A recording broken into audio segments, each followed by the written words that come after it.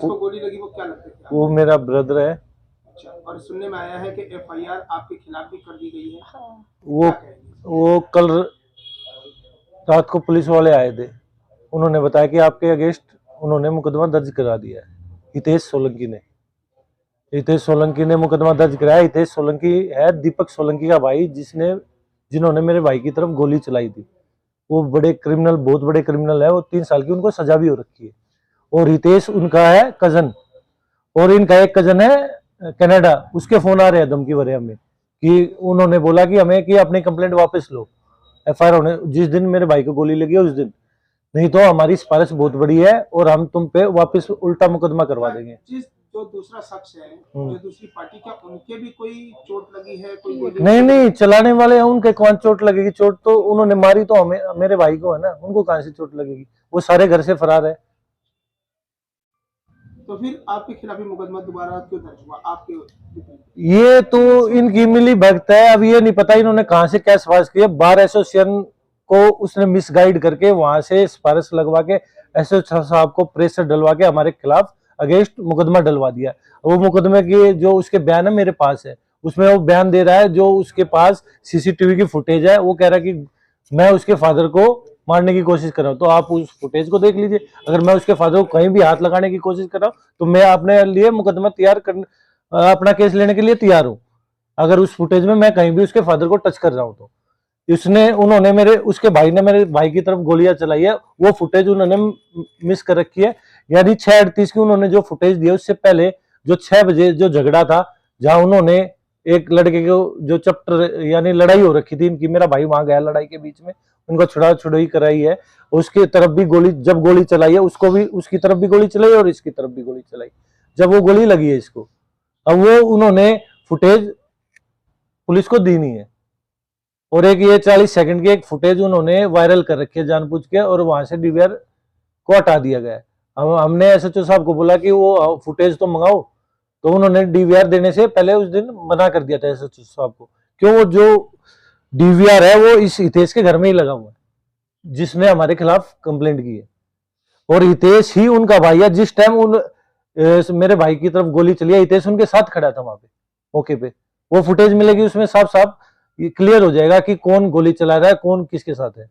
वो फुटेज वो दे नहीं रहे, उल्टी उन्होंने बार एसोसिएशन से मिसगाइड करके हमारे खिलाफ मुकदमा ये बनवा दिया, वहां से प्रेशर डलवा के। और ये धमकी वैसे दे रहे हैं हमें, इनका भाई कनाडा से बैठ के कॉल कर रहा है कि भाई तुम अगर हमारे खिलाफ आगे और जाओगे तो तुम्हारे लिए अच्छा नहीं होगा। पुलिस का क्या कहना है? अभी पुलिस क्या कहना है कि पुलिस उनको पकड़ ही नहीं रही। जो गोली मार के फरार है उनको पकड़ क्यों नहीं रहे?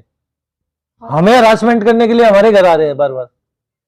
4 दिन हो गया पकड़। अच्छा, जो उन पे धारा लगी है वो कौन सी धारा लगी? जो आप पे लगी है वो कौन सी धारा है? उन पे जो धारा लगी है 307 34 आईपीसी और 25/27/54/59 आर्म्स एक्ट। और जो उन पे जो आप पे लगी है वो कौन सी? हाँ, उन्होंने जो हम पे धारा लगवाई है 307/34 आईपीसी। अब हमारी सुनवाई कहीं नहीं हो रही है, इनकी सिफारिश बहुत ऊपर तक है। ये हितेश धमकी दे रहा है कि तुम्हें कहीं तक नहीं जाने दूंगा, ना कोर्ट में घुसने दूंगा।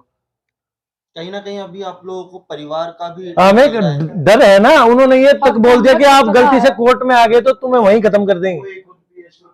हाँ, और पुलिस प्रोटेक्शन भी उनको दे रही है। गोली हमें लगी है, पुलिस प्रोटेक्शन उनको दे रही है। हमारे तो वो भी ना दे रही, हमारे चोट लग रही, हमने धमकी मिल रही है। जिस वक्त गोली लगी उस वक्त क्या आपके भाई उनके साथ में मौजूद थे? मेरा भाई वहां जहाँ झगड़ा हो रहा था वहां रोड से गुजर रहा था।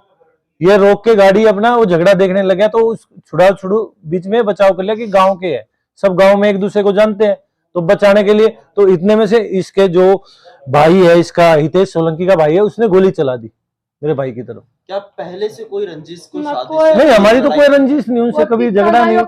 ये तो बस जिनकी झगड़ा था उनको छुड़ाने गया था बीच में। ये इनसे किसी तरीके का कोई विवाद नहीं, इनसे कोई विवाद नहीं था। मतलब बताया जा रहा है इनके साथ इनका एक दोस्त भी मौजूद था उस पूरे। हाँ, ये दोनों दोस्त थे, उसका भी एफआईआर में नाम लिखवा दिया उन्होंने। घर से क्या बोल के निकले थे?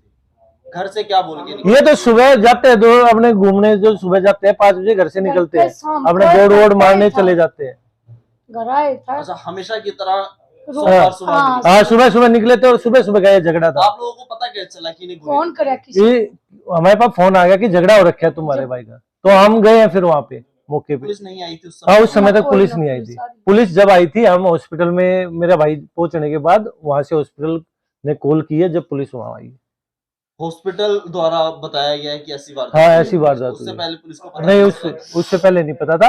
फिर इन्होंने जो अपना तरफ से कार्रवाई की है उनकी हमें कार्रवाई का पता नहीं है। कौन से हॉस्पिटल में ले जाएगा? पहले ब्रह्म शक्ति हॉस्पिटल में ले गए थे, उसके बाद उनसे उन्होंने रेफर कर दिया सरोज हॉस्पिटल। कि गोली का मैटर है ज्यादा, थोड़ा उस टाइम उनको सीरियस लग रहा था मैटर, क्यों पीछे की तरफ लग रही थी, कभी अंदर ना घुस रही हो गोली। वो तो भगवान की दया रही कि वो बच गया, वो बाहर की बाहर निकल गई, कहीं भी कुछ भी हो सकता था, डॉक्टर का कहना था।